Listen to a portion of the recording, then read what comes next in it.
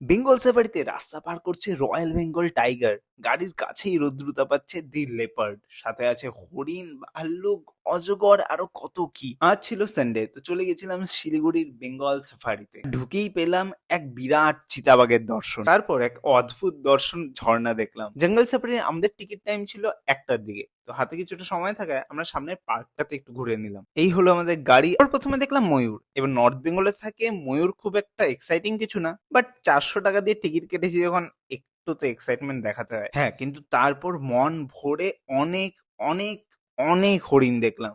এরপর দেখলাম ভাল্লুক, কিন্তু এই ভাল্লুক শীত ঘুমেই ব্যস্ত। এরপর আমরা গাড়ি থামিয়ে খাঁচায় বন্দি চিতাবাঘ দেখছিলাম।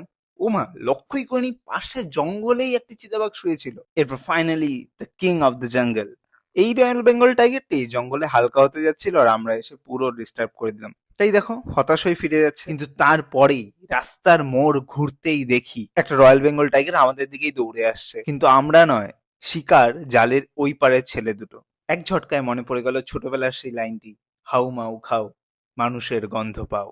এরপর হেঁটে হেঁটে দেখলাম আরো কিছু বন্যপ্রাণ। জঙ্গল সাফারিতে আসতে হলে অবশ্যই আগে ইন্টারনেটে অ্যাডভান্স বুকিং করতে হবে। Park entry fee 50 rupees and জঙ্গল সাফারি 400 পার পার্সন। এরপর সেবক ব্রিজ হয়ে অল্প কিছু মোমো খেয়ে একটা সুন্দর পূর্ণিমার সন্ধ্যায় আমাদের এই ট্রিপটি শেষ করলাম।